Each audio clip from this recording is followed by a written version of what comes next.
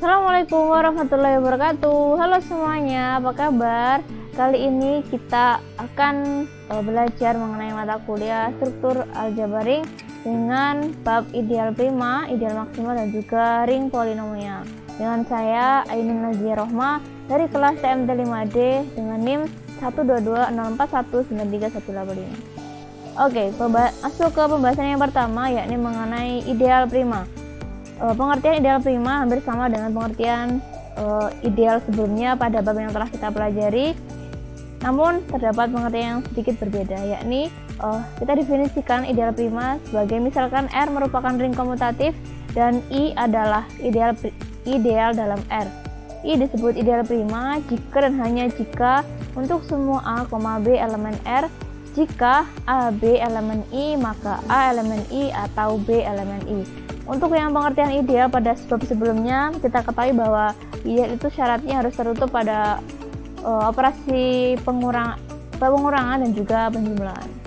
Kita lanjut ke contohnya. Ini contoh yang merupakan ideal prima.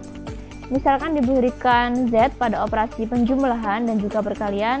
Ini merupakan ring komutatif dan diketahui bahwa D ini merupakan himpunan 7K, dimanakah elemen Z ini maksudnya bilangan kelipatan 7, bilangan bulat kelipatan 7. Dengan D adalah ideal dari Z. Ini syaratnya seperti yang saya bilang di awal tadi, bahwa syaratnya tertutup pada operasi penjumlahan juga pengurangan.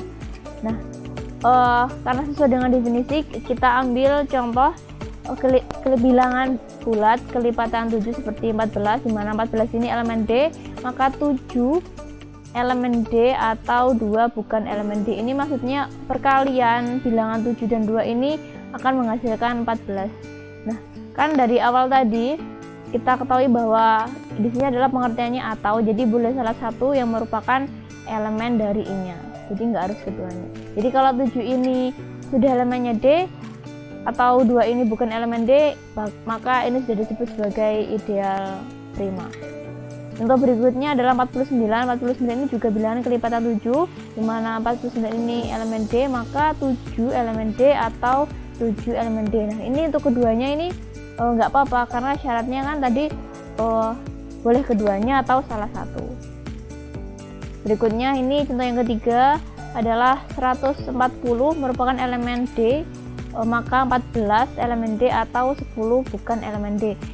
Ini kan 10 bukan kelipatan 7, maka 10 ini bukan elemen dari D, maka tetap ini merupakan dinamakan ideal dari D. Karena untuk setiap A, B elemen D, maka A elemen D atau B elemen D, sehingga dapat disimpulkan bahwa D ini adalah ideal prima. Ini selanjutnya adalah bukan contoh dari ideal prima.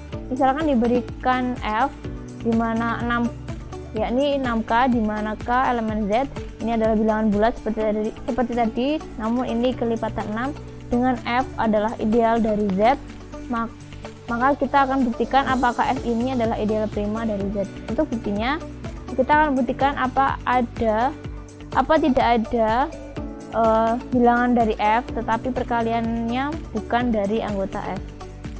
Misalnya ini 6 elemen F, maka 6 elemen F atau 1 bukan elemen F. Ini kan diperbolehkan.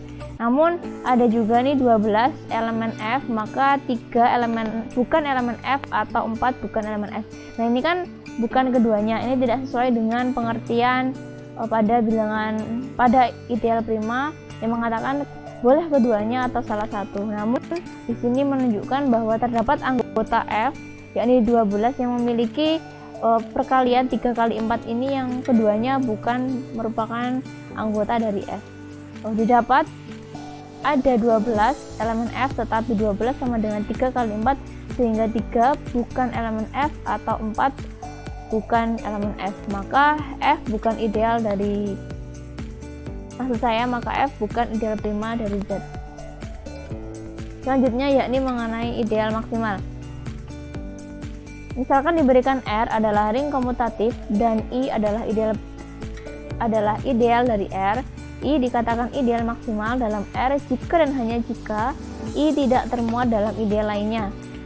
melainkan kecuali I itu sendiri dan R. Selanjutnya ini adalah contoh. Misalkan diberikan R adalah ring komutatif dan I adalah ideal dari R. I dikatakan ideal maksimal R jika dan hanya jika I tidak termuat dalam ideal lainnya, kecuali I itu sendiri dan R. Ini untuk pembuktiannya. Misalkan diberikan Z pada operasi penjumlahan dan juga perkalian, ini seperti soal yang pertama tadi, merupakan ring komutatif dan diketahui bahwa D sama dengan merupakan anggota himpunan 7K di mana K adalah elemen Z.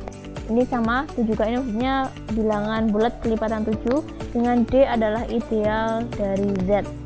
D dikatakan ideal maksimal dari Z.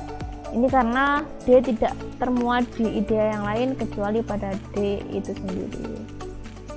Lanjut, ini yang bukan contoh. Misalkan Z pada operasi penjumlahan dan juga perkalian adalah ring komutatif dan F yang beranggotakan 6K di mana K ini adalah bilangan Z,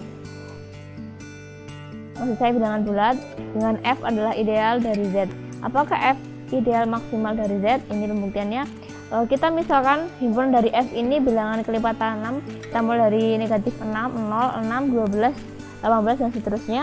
Lalu kita ambil himpunan bilangan lainnya yakni H. Misalkan ini bilangan kelipatan 2, ini negatif 8, negatif 6, negatif 4, negatif 2, 0, 2, 4 dan seterusnya. Ini F ini kan juga termuat di H, maka ini sudah bisa dipastikan bahwa F ini bukan ideal maksimal karena tidak sesuai dengan definisi bahwasanya mengatakan I-nya itu tidak boleh termuat dalam ideal lainnya. Ada lagi nih, kita ambil himpunan G. Misalkan G ini kelipatan 3, yakni negatif 9, negatif 6, negatif 3, 0, 3, 6, 9 dan seterusnya.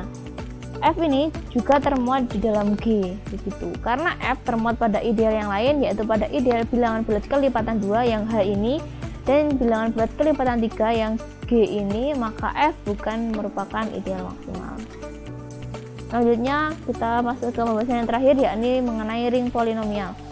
Ini pengertiannya, misalkan diberikan R adalah ring komutatif, maka suatu polinomial Px dalam X atas ring R adalah suatu polinom dengan koefisien di R dalam bentuk Px sigma I sama dengan 0 sampai N.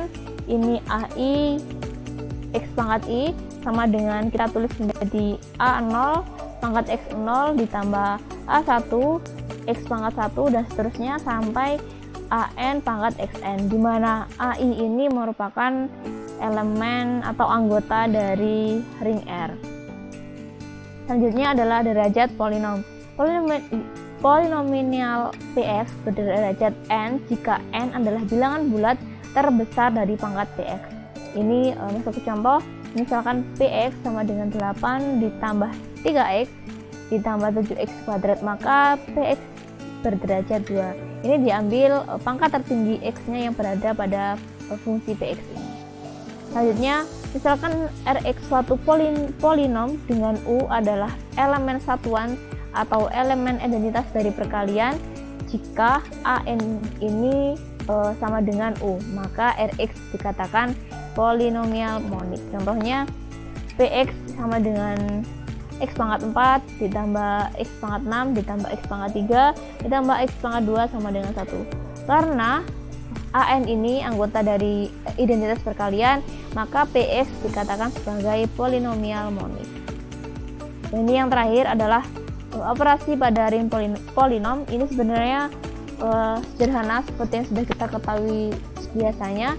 Contohnya ini, misalkan diberikan Z5X adalah ring polinom dengan koefisien bilangan bulat modulo 5. Diketahui bahwa Px sama dengan 2x pangkat 4 ditambah 4x pangkat 3 ditambah x pangkat 2 ditambah x pangkat 3 dan X sama dengan 4x pangkat 3 ditambah 2x pangkat 2. Misalkan kita akan menghitung perkalian juga penjumlahan, tentukan A, ini yang pertama, Px ditambah Hx.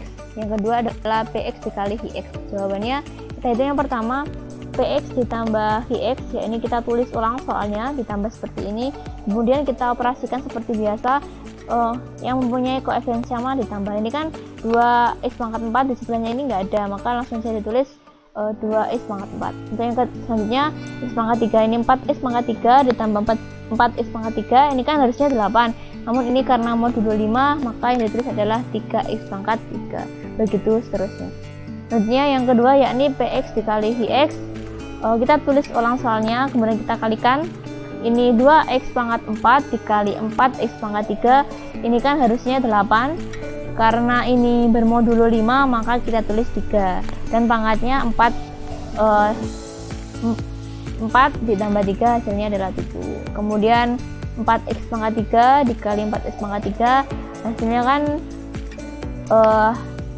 16, karena ini bermodulo 5 ini maka ditulis 1, begitu seterusnya. Baik teman-teman, terima kasih. Cukup sekian penjelasan mengenai ideal maksimal, ideal prima, dan juga polinomial, dan juga ring polinomial. Sekian dari saya. Assalamualaikum warahmatullahi wabarakatuh.